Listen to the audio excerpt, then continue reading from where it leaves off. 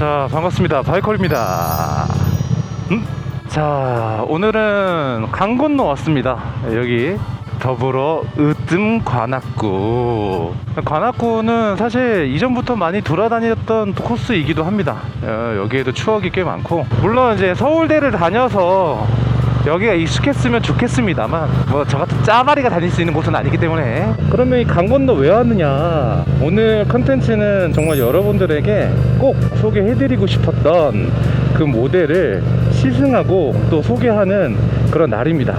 또 오늘 그 바이크를 받으러 가고 있는데, 오늘 영상 좀 재밌을 거예요.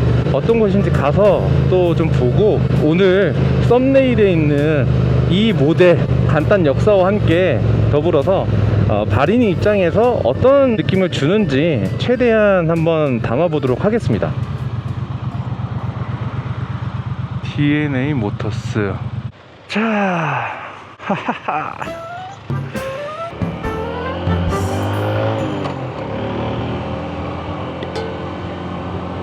어허. 어허. 2단, 3단, 4단 되고, 온다. 오케이. 얘는 좀 묵직하네. 자, 우선 느낌을 알기 위해서 조금 달려보고 있습니다.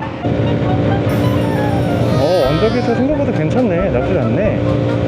라이트가, 이게 쌍라이트고 이게 기본 라이트구나. 비상등도 있고.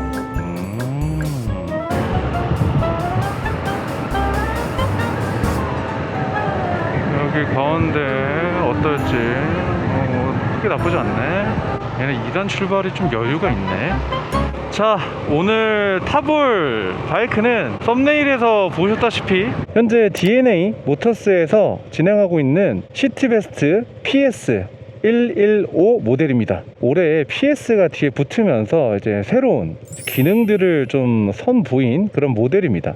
오늘은 그런 부분들을 좀 집약해서 담아볼 건데, 생각보다 이 차가 가지고 있는 역사 배경도 꽤 재밌습니다. 우리나라에 몇 없는 헤리티지가 좀 담겨져 있는 그런 모델이기도 하기 때문에 아마 설명거리가 꽤 많을 것 같아요. 그래서 이 영상 끝까지 보신 분들은 아마 시티베스트 PS에 관련되어 있는 어떤 헤리티지나 이 차량이 가지고 있는 매력에 조금 더 가까이 다가설 수 있지 않을까라는 생각을 합니다. 제가 한번 잘 담아 볼 테니 한번 영상 끝까지 지켜봐 주시기를 바라겠습니다. 지금 서울대 입구 쪽에서 차량을 받아가지고 산막사라는 곳을 가고 있는데, 산막한 곳이 아니기를 바라면서 달려보고 있습니다.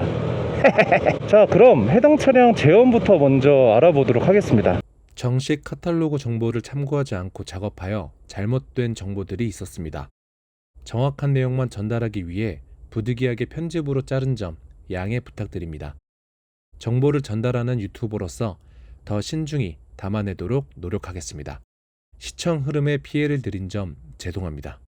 해당 차량은 공랭식 단기통 114cc를 가진 바이크고, 최고 출력은 7500rpm에서 8.3마력, 그리고 최대 토크는 5500rpm에서 9.2Nm로 확인이 됩니다. 우선 슈퍼커브랑 거의 비슷하죠. 오늘 설명에는 슈퍼커브와 비교를 안 할래 안 할 수가 없는 역사적 배경으로도 같이 붙어져 있는 그런 차량이기 때문에 비교가 많을 것 같은데, 그 부분 참고해서 보셨으면 좋겠습니다. 아무튼 CC로 봤을 때는 슈퍼커브보다는 한 4cc 정도 높은 것으로 확인이 되고요. 그리고 최고 출력이나 최대 토크 같은 경우도 거의 비슷합니다.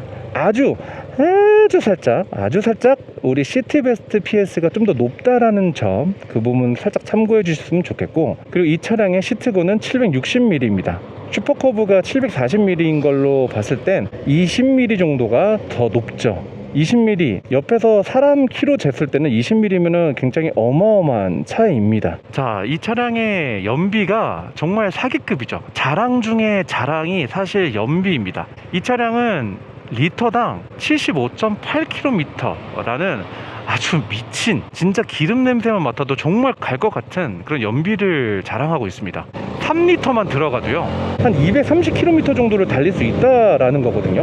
정말 미친 가성비죠. 공차 중량은 105kg. 그리고 이 PS 모델부터는 이 스마트 키가 장착이 되어 있어서 주머니에 키만 있으면 자동적으로 시동이 걸릴 수 있는 그런 아주 스마트한 키를 가지고 있습니다. 자, 해당 차량은 역사적으로 보자면 82년도로 거슬러 올라가게 되죠. 82년도 혼다와 기술 제약을 맺어서 우리나라 대림 모터스에서 판매하게 됩니다. 그때 당시의 모델이 DH88이라는 모델이었죠. DH가 대림과 혼다의 약자를 딴 것일까요?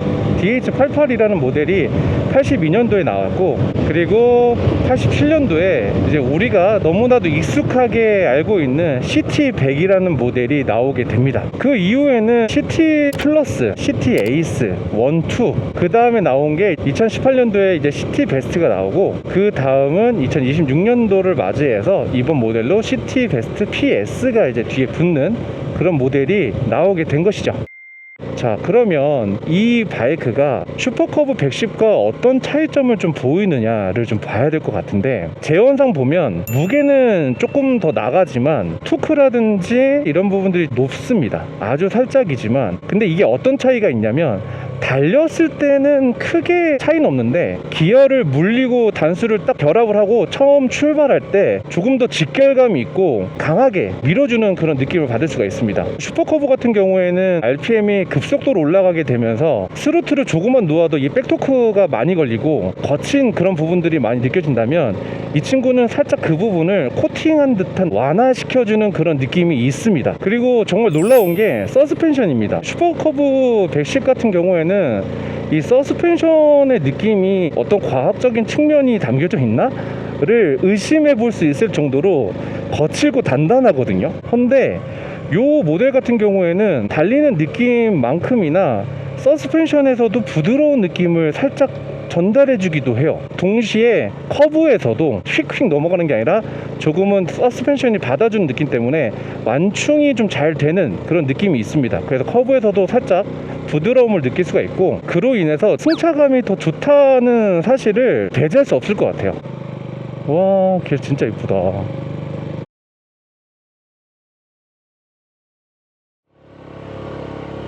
자, 옆길로 이렇게 넘어갈 수 있는 길이 있는데 도로가 굉장히 거칩니다. 근데 얘의 큰 자랑은 제가 봤을 때 서스펜션이에요. 슈퍼커브 110 같은 경우는 사실 이런 부분에서는 계속 몸이 떨리고, 아마 그 차량을 타서 올라갔다고 한다면 계속 이렇게 될 수 있는데, 이 차량 같은 경우에는 지금 목소리가 거의 떨리지 않을 정도로 산길과 같은 그런 도로인데, 여기에서 제 목소리가 거의 떨리지 않을 정도. 좀 보이십니까? 오토바이는 굉장히 떨리는데 제 목소리는 거의 떨리지가 않죠. 그러니까 서스펜션에서 다 걸러주고 있다는 얘기거든요. 상당히 놀랍습니다. 지금 1단 두고 가고 있는데 여유있게 치고 올라가주면서, 제가 지금 RPM을 계속 쓰고 있진 않거든요.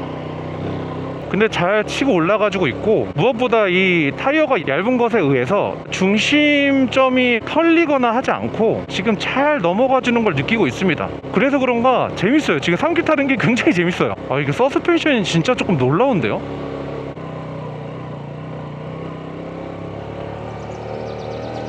이 코스로 오기를 정말 잘한 것 같습니다. 일단 시트베스트하고 너무 잘 어울리기도 하고.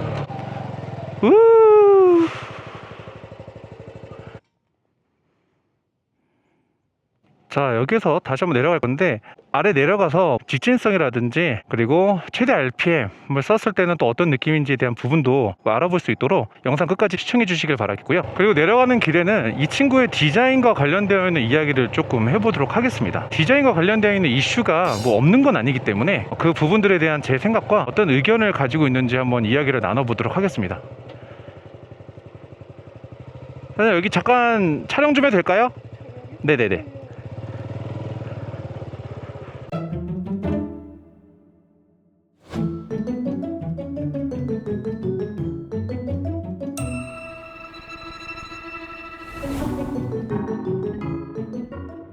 이제 전 내려가 봐야 돼서 먼저 가보도록 하겠습니다. 네, 감사합니다. 고맙습니다. 예, 아닙니다. 조심히 내려가세요. 네, 예. 조심히 내려가세요. 네, 감사합니다. 네. 으쌰. 이 친구가 젊은이들에게 어떤 선택을 받지 못하는 가장 결정적인 이유는 아무래도 디자인일 것 같습니다. 사이드미러가 이렇게 사각으로 되어 있는 건 전 나쁘지 않거든요. 왜냐면 이게 우리가 늘 말하는 조선 클래식 나쁘지 않습니다. 제일 문제는 헤드램프겠죠. 이전에 DH88 CT100 시절까지만 하더라도 그냥 단순한 사각 헤드램프를 사용했습니다. 이것도 원래 혼다에서 슈퍼커브가 원형으로 되어 있던 것에 조금은 다른 측면을 선보이기 위한 어떤 측면이었어요. 근데 현재 헤드램프 같은 경우에는 단순한 사각과 원형이 아닌 외계인 눈동자 같이 좀 큼지막하게 달아놨습니다. 자, 근데 이 측면도 이유가 있죠. 그때 당시 이제 우리나라 같은 경우에는 기술의 혁명을 좀 많이 일으켰던 그런 시기였습니다. 이 디자인 혁명도 같이 많이 이뤄졌었거든요. 그러다 보니까 각 그랜저에서 이제 뭐 레간자라든지 오피러스라든지 이렇게 곡선이 있는 형태로 많이 넘어가던 그런 시기였습니다. 원형의 디자인으로 넘어가는 건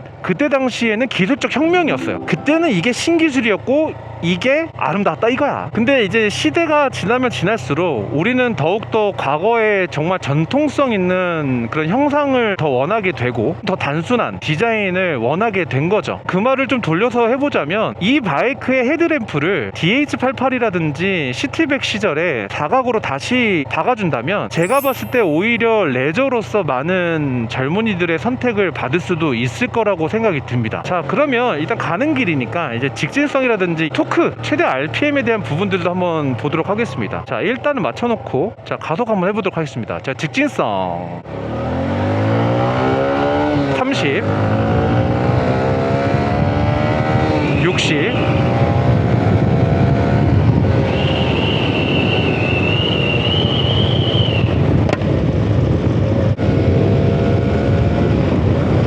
최대 RPM을 써주게 되면 생각보다 속도 상승이 좋고 기름 한 톨 남기지 않고 쫙 짜서 쓸 수 있는 그런 힘을 발휘해주고 있습니다.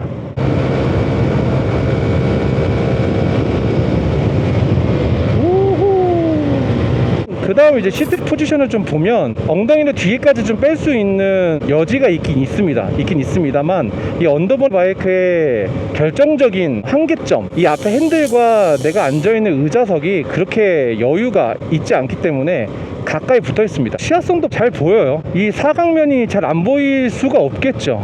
저는 근데 굉장히 마음에 듭니다. 이 사각면이 마음에 들어요. 자, 아무튼 오늘 이렇게 날씨가 좋은 와중에 이렇게 시티베스트 PS를 담을 수 있게 되어서 영광이었고 너무 즐거웠습니다. 그러면 다음에 더 재밌는 영상, 더 유익한 정보 들고 찾아뵙도록 하겠습니다. 그럼 오늘도 인사 짤막하게 하도록 하겠습니다.